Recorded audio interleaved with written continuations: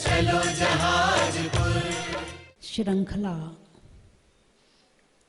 6 ढाला पर चल रही है। बीच में कई दिनों से अन्य विषयों पर चर्चा हुई। आज फिर वापस 6 ढाला पर आते हैं। 6 ढाला की पहली ढाल में 4 गति का वर्णन है। 4 गति के दुखों का वर्णन है। चर्चा चल रही थी, बालपने में ज्ञान न लहियो, तरुण समय तरुणी रत रहियो, अर्ध मृतक समय बूढ़ापनो। बुढ़ापा कैसा है?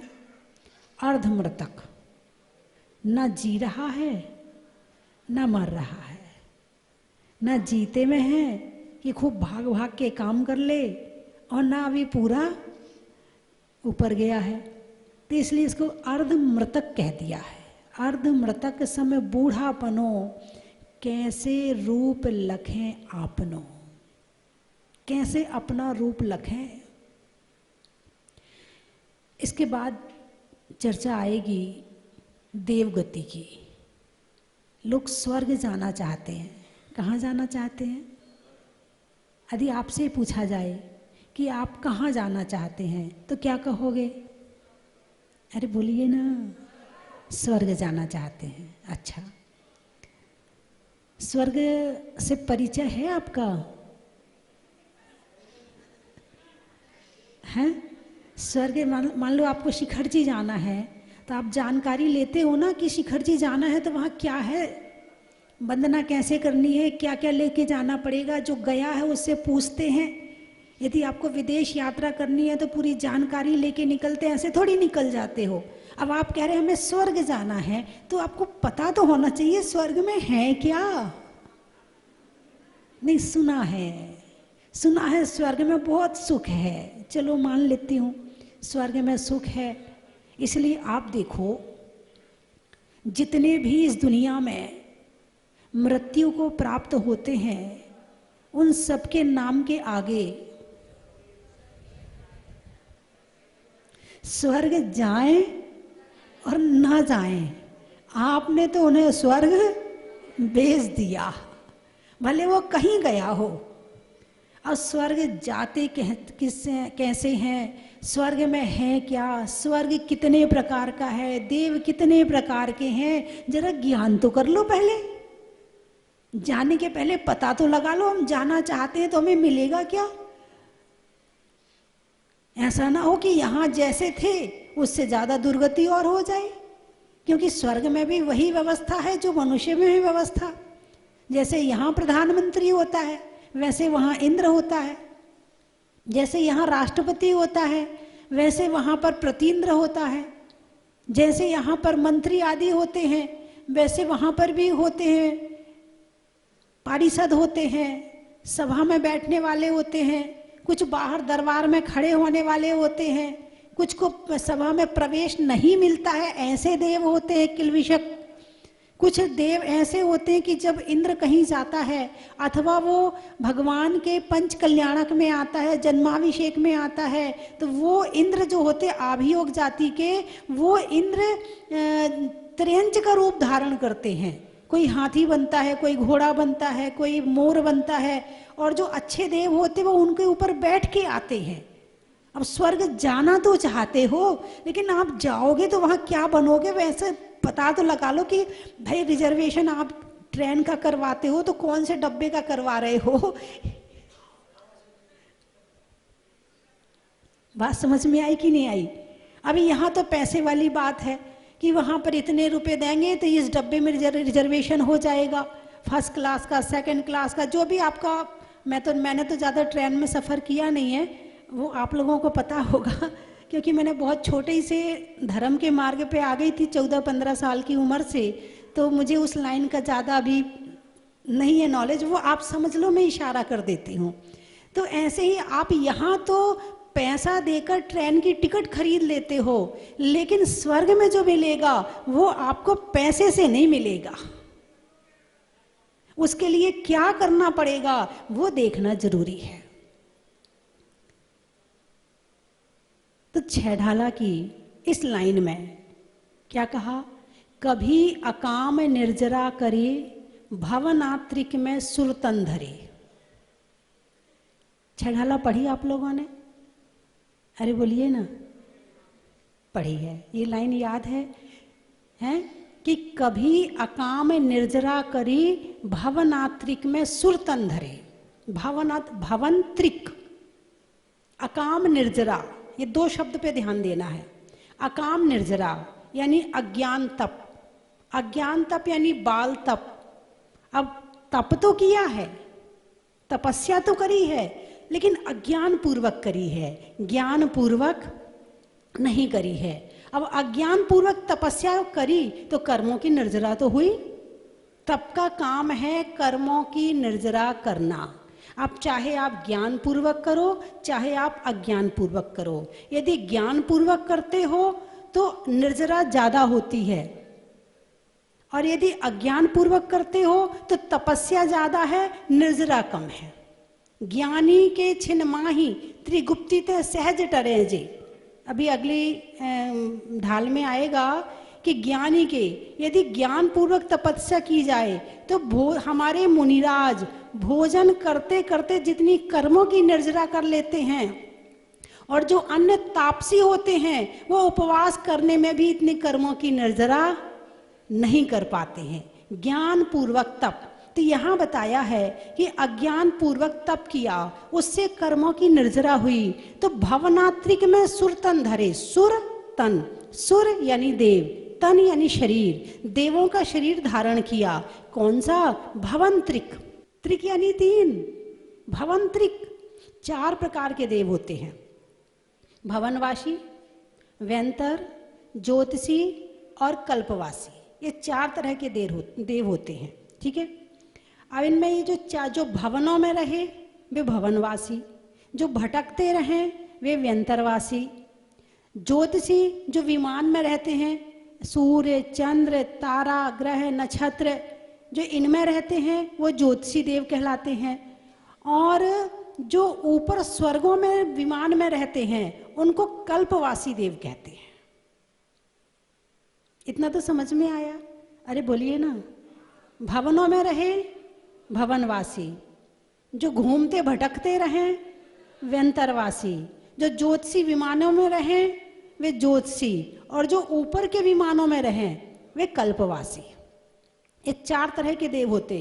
तो इसमें कहा भवनात्रिक में सुरतन धरे।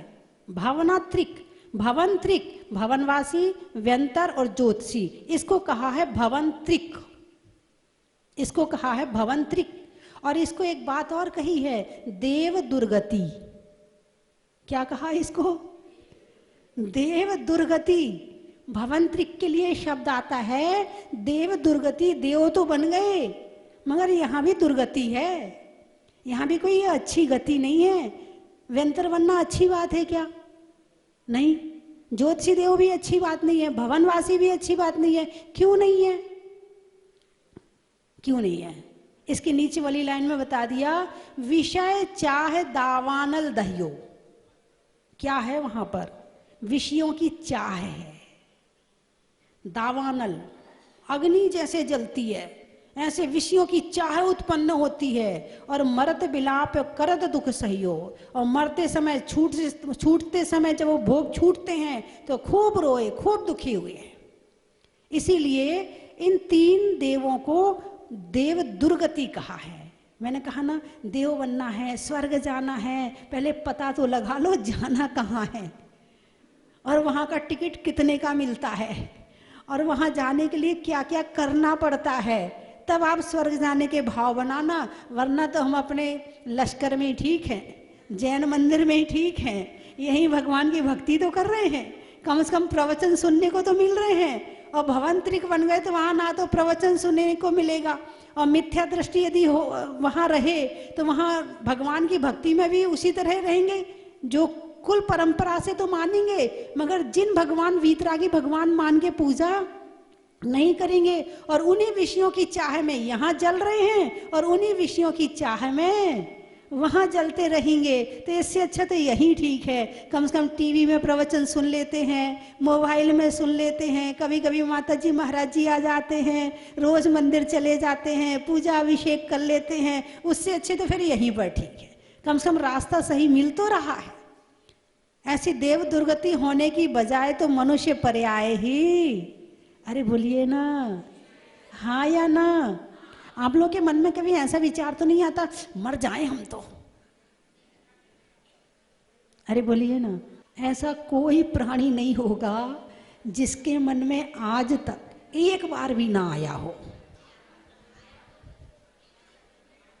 कोई 100 में से कोई एक आदि होगा, बड़ा पुण्यवान जीव होगा, जिसके मन में ये विचार ना आया हुआ इससे अच्छा तो मर जाए। लेकिन जाएंगे कहाँ? लोग कहते हैं मर जाएंगे, मर जाएंगे, मर जाएंगे, पर उनसे पूछो मर करके कहाँ जाएंगे? जितनी अच्छी अवस्था में अभी हम यहाँ बैठे हैं, उससे ज़्यादा दुर्गति हो जाएगी।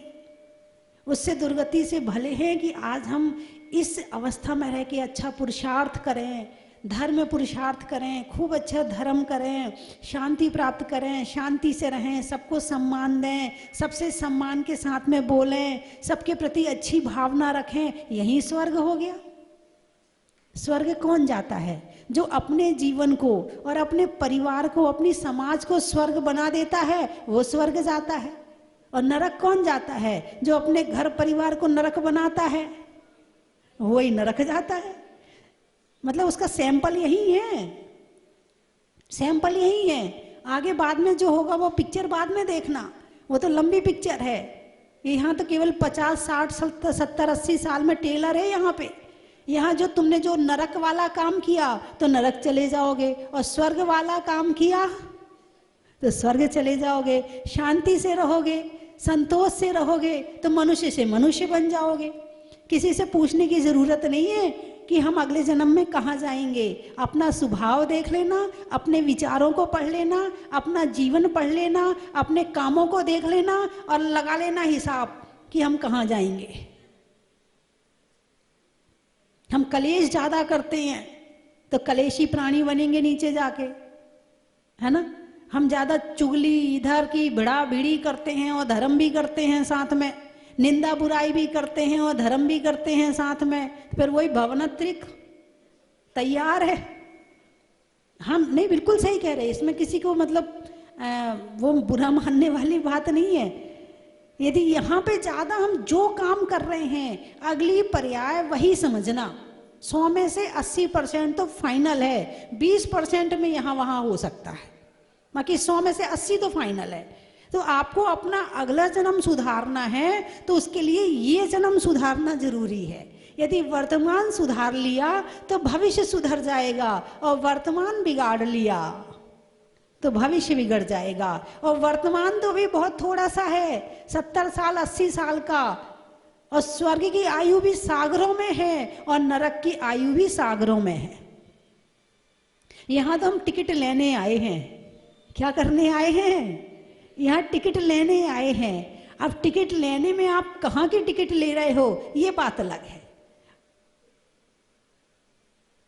विषय चाहे दावानल दहियो, यहाँ भी वही कर रहे, ये खाना वो खाना, ये पीना वो पहनना, ये करना वो करना वो करना, और देव बने तो वहां भी वही करना। तो यहाँ में और वहां में अंतर क्या रहा? तो ऊपर जो कल्पवासी देव हैं वहां थोड़ी सी व्यवस्था अच्छी है, वहां पर थोड़ा सा मामला ठीक है। और वहां पर जैसे कि विषय और भोग, विषय और भोग, विषय किसे कहते हैं? आप कहोगे सब्जेक्ट, इंग्लिश में कहोगे सब्जेक्ट। लेकिन यहाँ 5 इंद्रियों के जो भी भोग हैं उसे विषय कहा है। 5 इंद्रियों के, आंख से संबंधित, नाक से संबंधित, कान से संबंधित, जिह्वा से संबंधित और स्पर्शन इंद्री से संबंधित जो भी भोग होते हैं उसको विषय कहते हैं। और विषय शब्द आप देखो कैसे बना है। विषय में से या हटा दो पीछे का, क्या बचा? जो विष के समान आत्मा को कष्ट देते हैं उसे विषय कहते हैं। किसके समान? विष के समान। विष जो है इस शरीर को कष्ट देता है, लेकिन विषय जो हैं वो आत्मा को कष्ट देते हैं। अभी पता नहीं चल रहा है, अभी अच्छा लगता है, ये सारी चीजें अच्छी लगती हैं, लेकिन इसके द्वारा जो कर्म बंध होता है ना, उसका फल भोगना बड़ा मुश्किल होता है। और स्वर्गों में विषय बड़ी सहजता में मिल जाते हैं। अभी आप कर्म भूमि में हो, अभी आप यहाँ पर सब चीज कमाते हो। क्या करते हो? खाना भी कमाना पड़ता है। यदि आपको टीवी देखनी है तो वो भी कमा के लानी पड़ती है। यदि आपको गाने सुनने हैं तो वो भी कमा के मिलते, बिना फ्री में वो भी नहीं मिलते हैं, है ना। यहाँ पे टीवी, बीबी, लाड़ी, गाड़ी, जो कुछ चाहिए है वो सब कमा के लाना पड़ता है। बिना कमाए यहाँ कुछ भी नहीं मिलता। ये कर्म भूमि है। लेकिन स्वर्ग में बिना कमाए मिल जाता है। वहाँ कल्प वृक्ष होते हैं और कल्प वृक्षों के माध्यम से बड़ी सहजता से सारे भोगों की चीजें उपलब्ध हो जाती हैं। वहाँ पे कुछ ना खरीद, ना कोई दुकान है। स्वर्ग में ना दुकान है, ना फैक्ट्री है, ना वहाँ मेहनत करनी पड़ती है, ना वहाँ पर कुछ भी नहीं करना पड़ता है। कल्प वृक्ष है, जाओ मन में इच्छा करो और आपको सारी चीजें फ्री में मिल जाती हैं। बोलिए बहुत अच्छी चीज है कि नहीं है स्वर्ग? अरे बोलिए ना। आप कहोगे माता जी यहाँ तो देखो कितनी अब गर्मी आ रही है, हैं बेचारे दुकान में देखो गर्मियों में भागना पड़ता है, ग्राहक को ये करना, वो करना, बात करना, माल लाना, भेजना, दिन भर मेहनत करनी पड़ती है। उसके बाद भी सुख मिले ये कोई जरूरी नहीं है। अब कमाई कर ली, जब धन नहीं था तो शरीर अच्छा था, स्वस्थ था, खाने की चीजें पच जाती थी। और जब से धन आया है, पहले चीनी नहीं थी मगर पचाने की क्षमता थी, अब चीनी की बोरियां हैं मगर चीनी खा नहीं सकते हैं। पहले घी पचाने की क्षमता थी तो घी नहीं था, अब घी है तो डॉक्टर ने मना कर दिया, घी मत खाना, चिकनाई मत खाना, कोलेस्ट्रॉल बढ़ जाता है। बोले ऐसा हो जाता कि नहीं हो जाता? लेकिन स्वर्ग में कोई झंझट ही नहीं खाने की। ये दिन भर खाने में आप लोग बोर नहीं हो जाते? सो के उठ के शुरू होते हो और रात तक बिल्कुल ये मुंह खुला ही रहता है, जो आए सो डालते जाओ, जो आए सो डालते जाओ। लेकिन स्वर्ग में इस बात की शांति है। वहां तो जिसकी जितनी आयु है उतने पक्षवाद गले में अमृत झर जाता है। जैसे एक सागर की आयु है तो एक पक्ष के बाद में गले में अमृत झर जाता है और 15 दिन के लिए फुर्सत। अब कोई खाने का झंझट नहीं, वहां दिन रात है नहीं है, वहां पर रत्नों का उजाला है, सूर्य चांद वहां है नहीं है। तो वहां पर खाने पीने के लिए दिन भर पानी ले आओ। अब गर्मी हो रही, यहाँ जैसे गर्मी सर्दी बरसात नहीं है कि छाते की जरूरत पड़े, कि गर्मी के कपड़ों की अलग जरूरत पड़े, कि सर्दी के कपड़ों की अलग जरूरत पड़े। वहां ये कुछ नहीं है, वहां तो सदा एक सा मौसम है, तो वहां पर सुख ज्यादा है। अभी यहाँ पर तो अब गर्मी आ रही है, मच्छर शुरू हो गए। अरे बोलिए ना, हैं? अब कोई परेशान करे ना करे, पड़ोसी परेशान करे ना करे, घर वाले परेशान करे ना करें,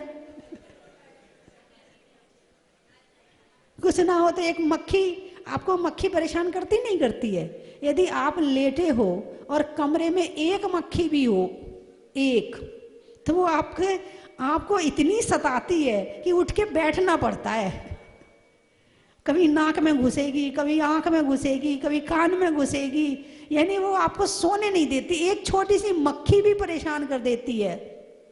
स्वर्ग में ना मक्खी है, ना मच्छर है, ना भिड़ड़ है, ना बिच्छू है, ना सांप है, ना कुत्ता है, ना घोड़ा है, ना हाथी है, वहाँ है ही नहीं है।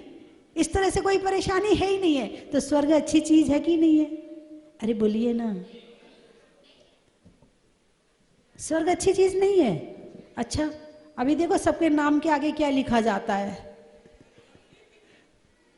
जो कभी मंदिर नहीं गया जो कभी मंदिर नहीं गया, उसके नाम के आगे आगे क्या लिखा जाता है? स्वर्गी। जो जिसने कभी राम का नाम ना लिया हो, राम प्यारे हो गए, भगवान को प्यारे हो गए, यही तो लिखते हो।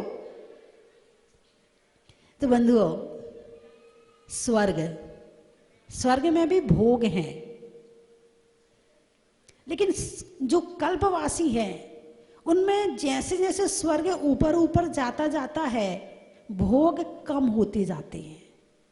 काय प्रविचारा, पहले और दूसरे स्वर्ग में शरीर से प्रविचार है, शेषा स्पर्श, रूप, शब्द, गंध और मन प्रविचारा। यानी कि जैसे जैसे स्वर्ग में ऊपर ऊपर जाते हैं तो स्वर्ग में देवियों को जैसे स्पर्श किया, संतुष्टि हो गई, रूप देखा, संतुष्टि हो गई, उसके कान से शब्द सुन लिए, संतुष्टि हो गई। और 16वें स्वर्ग से ऊपर तो देवियां हैं ही नहीं है। क्या? तो जितने जितने ऊपर के स्वर्ग हैं तो उसमें सुख बढ़ता हुआ है या घटता हुआ है? अरे बोलिए ना, कुछ घटता हुआ कह रहे, कुछ बढ़ता हुआ कह रहे, एक बोलो ना, घटता हुआ है या बढ़ता हुआ है? चलो इधर से आवाज आ रही है बढ़ता हुआ है। आपने शास्त्र पढ़ा होगा कि अंदाज से बोल रहे हैं? अच्छा, पंडित जी बोल रहे सुना है ना? हाँ ठीक है।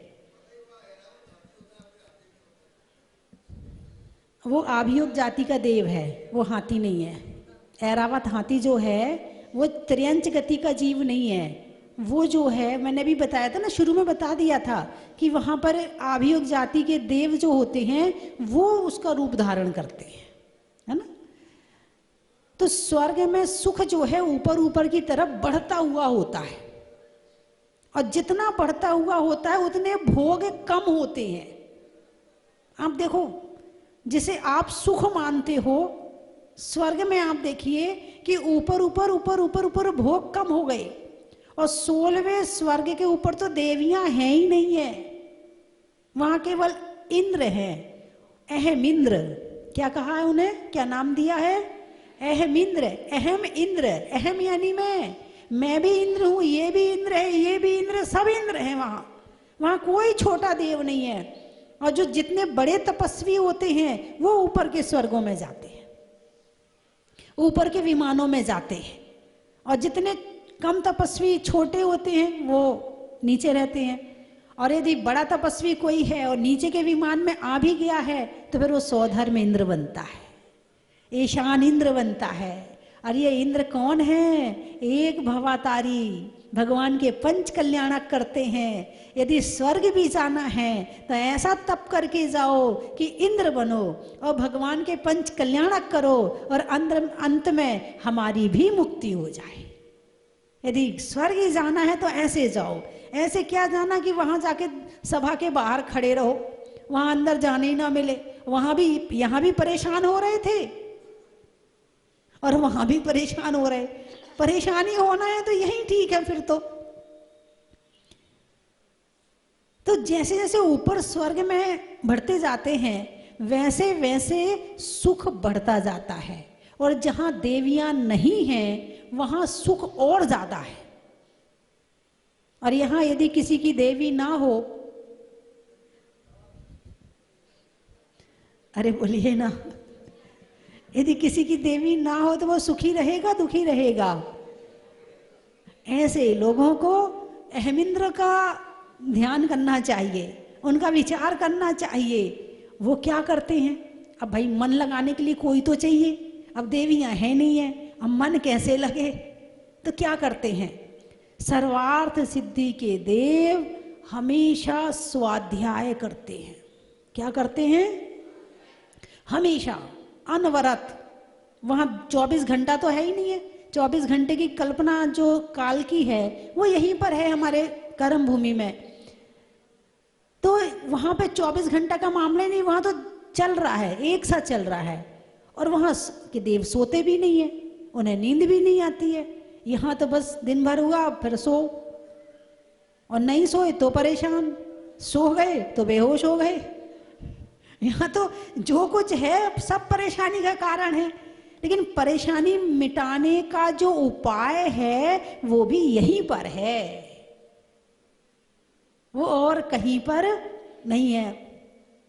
तो जो सर्वार्थ सिद्धि के देव होते हैं, जो बड़े देव होते हैं, स्वर्ग में सदा 24 घंटे लगातार बिना रुके, बिना सोचे, बिना समझे स्वाध्याय करते हैं, स्वाध्याय की चर्चा करते हैं।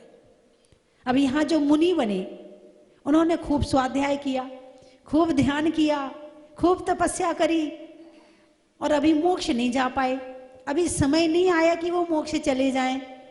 तो वो ऐसे जीव जो हैं फिर अहमिंद्र बनते हैं, जो अपने संसार का समय है वो स्वर्ग में जाकर के बिताते हैं। खेत में धान का, शादी में पान का, और होने वाले मुनि सुब्रत विधान का। अनाज में चने का, गर्मी में पने का, और विधान में बैठने का। अनाज में दाने का, इनाम में पाने का, और अपने साथ साथ 2-2 जनों को और लाने का। आगम में नए का, मनुष्यों में वय का, और भगवान के अतिशय का। बदलने में तकदीर का, बदलने में तकदीर का, शरीर की तासीर का, और भगवान की तस्वीर का। सलाइयों में सूजा का, मिठाइयों में गूजा का, और मुनीश्वरनाथ भगवान की पूजा का। और बताइए, शांति धारा लगाने में नारा का, आकाश में तारा का, और मुनि सुब्रतनाथ भगवान की शांति धारा का। गाने में सुर का, देवों में असुर का, और आने वालों में ग्वालियर का। और बताइए, चंपा बाग, जंगल में नाक का, भोजन में साग का, और लश्कर में चंपा बाग का। स्वर्ण मंदिर, पानी में समंदर का, जाने में आत्मा के अंदर का, और लश्कर में स्वर्ण मंदिर का। गौशाला कौन चलाता? अच्छा हाँ, बैठे हैं। घर में जब बाहर जाओ तो ताला का, मकड़ी में जाला का, और चलाने में गौशाला का। अच्छा, सोचने में मन का, आत्मा को रहने के लिए तन का, और होने वाले महिला सम्मेलन का। हमारा बड़ा सौभाग्य है इस क्षेत्र में आने को हमको मिला, और मुंशीनाथ भगवान की शांति धारा व अभिषेक भी करने को मिला, इसके बड़ा सौभाग्य हमारा। और ये अस्य क्षेत्र बहुत ही अच्छा, यहाँ की व्यवस्था काफ़ी बढ़िया है, वगैरह वगैरह। कि मुझे बहुत अच्छा लगा, मन इतना प्रसन्न हो गया कि हम आपको बता नहीं सकते, क्या बोले, हमारे पास शब्द भी नहीं है। धन्यवाद। आई हूँ, हमारे नगर गौरव मुनि श्री प्रमाण सागर जी महाराज जी है। पहले मैं उनके मुनि श्री 108 प्रमाण सागर जी महाराज की जय। मैं रोज शाम को 6:40 पे टीवी चला के यहाँ के प्रवचन सुनती हूँ। एक दिन भी बिना सुने मैं नहीं रह सकती हूँ, मुझे सुनना ही है। आज मैं अपने पति, बेटी, जवाई के साथ यहाँ आई हूँ। मुझे यहाँ आकर बहुत ही अच्छा लग रहा है, बहुत ही। आज मैं बहुत खुश हूँ यहाँ की शांति। शाम को मुझे आरती करने का भी सौभाग्य मिला।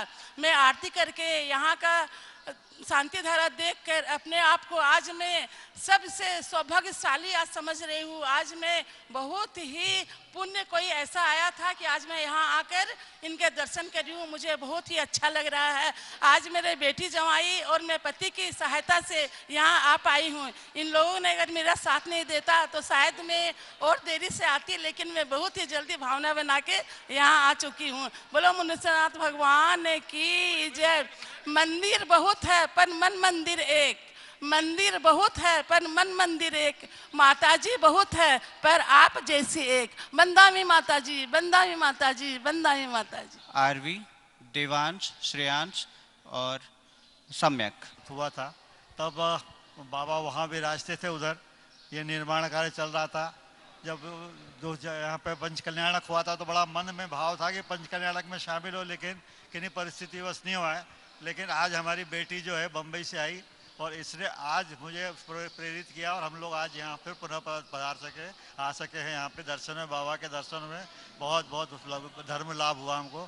तो बाबा की जय हो, मुनि सूरनाथ भगवान की जय हो। यहाँ का प्रोग्राम रोज शाम को 6 बजे देखते हैं और जब कभी भी हम लोग रोज प्रोग्राम देखते थे तो यही हम लोग की भावना रहती थी कि हमें भी ये कब अवसर मिले कि हम लोग भी जहाजपुर में आए, यहाँ पे अभिषेक पूजन करने का मौका मिले, हमें भी यहाँ के भगवान के दर्शन करने का मौका मिले। तो आज हमारे पुण्य उदय से हमें यहाँ के भगवान की दर्शन करने का सौभाग्य मिला और साथ ही साथ अभिषेक पूजन, शांतिधारा और आरती करने का भी सौभाग्य हमें प्राप्त हुआ। तो आज यहाँ के दर्शन करके हम लोग बहुत धन्य हो गए। इतना हमें आनंद आया, इतनी आनंद की अनुभूति हुई यहाँ पे आके, और यहाँ की मूर्ति इतनी मनोहारी है कि देख के ही मन प्रसन्न हो गया। वंदे माता जी, जय बोलो मुनि शिवनाथ भगवान।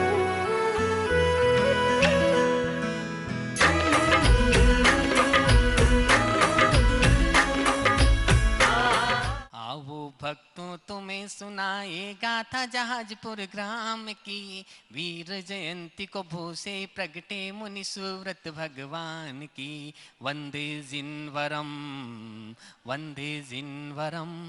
बंधुओं, आने वाली महावीर जयंती को एक महान सौभाग्य मिलने जा रहा है। मुनीश्वरनाथ भगवान को भूगर्भ से निकले हुए पूरे 10 वर्ष होने जा रहे हैं। 2013 की महावीर जयंती के दिन मुनीश्वरनाथ भगवान जहाजपुर में भूगर्भ से प्रकट हुए और इस महावीर जयंती को 1 दशक होने जा रहा है। इन 1 दशक में मात्र 10 वर्षों में मुनीश्वरनाथ भगवान के अतिशय से हजारों लाखों भक्त लाभान्वित हुए हैं। बंधुओं, बहुत से भक्त तो जहाजपुर आए नहीं, जिन्होंने ऑनलाइन शांति धारा देखी, अपने परिवार के नाम से शांति धारा करवाई, वो लाभान्वित हुए हैं। आरोग्य लाभ या और कोई भी लाभ उनको मिला है। बंधुओं, मैं आपको सादर आमंत्रित करता हूं, आप महावीर जयंती 3 अप्रैल को जहाजपुर पधारें। भूगर्भ से प्रकटित चैतन्य चमत्कारी एक जीवंत प्रतिमा चतुर्थकालीन जिनबिंब के मस्तक पर अभिषेक करें, शांति धारा करें। यदि आप नहीं आ सकते हैं तो भी आप अपने नाम से उस दिन 1 कलश शांति धारा और महावीर विधान का पुण्यार्जन कर सकते हैं। परम पूजनीय भारत गौरव गुरु मां गण्ययारी का स्वस्ति भूषण माता जी की मंगल में आशीर्वाद और प्रेरणा से जहाजपुर में इतने कम समय में मात्र 10 वर्षों में एक ऐतिहासिक जिनालय की रचना हुई, जहाज मंदिर का निर्माण हुआ और आज ये जहाज मंदिर विश्व की अलौकिक, अद्वितीय, अनुपम धरोहर बन चुका है, golden book of world record में दर्ज हो चुका है। तो बंधुओं, महावीर जयंती के दिन अतिशयकारी मुनीश्वरनाथ भगवान के मस्तक पर 108 कलशों से विशेष रिद्धि मंत्रों के साथ में अभिषेक होगा। आप 1 कलश शांति धारा और विधान का पुण्यार्जन कर सकते हैं। मात्र 5100 रुपए की न्योछावर राशि से आप अपने परिवार का नाम स्वस्ति धाम पर दे सकते हैं। धन्यवाद। चन की थाल को सजाओ रे आज, रत्नों की थाल को भर लाओ रे आज। आओ आओ करे रे गुणगान आरती भगवन की। आओ आओ करे गुणगान आरती भगवन की। आओ आओ करे रे गुणगान आरती भगवन की।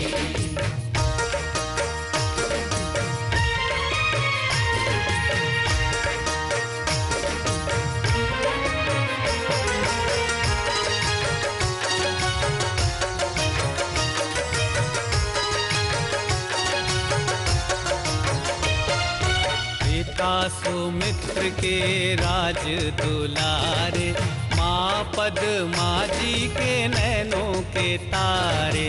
पिता सुमित्र के राज दुलारे, माँ पद्मा जी के नैनों के तारे।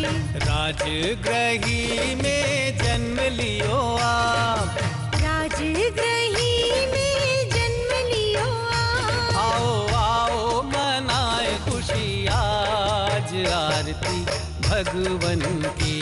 आओ आओ करें गुणगान आरती भगवन की।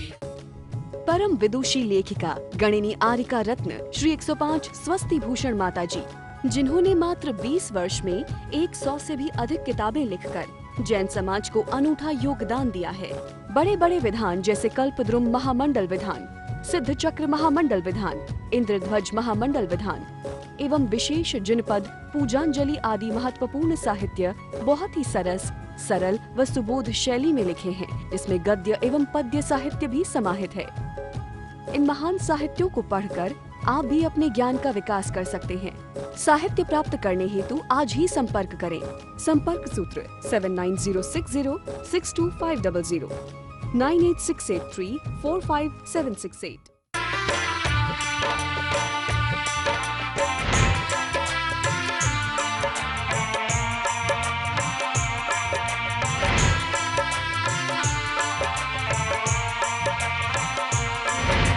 चलो रे चलो रे चलो चलो रे चलो रे चलो चलो जहाजपुर।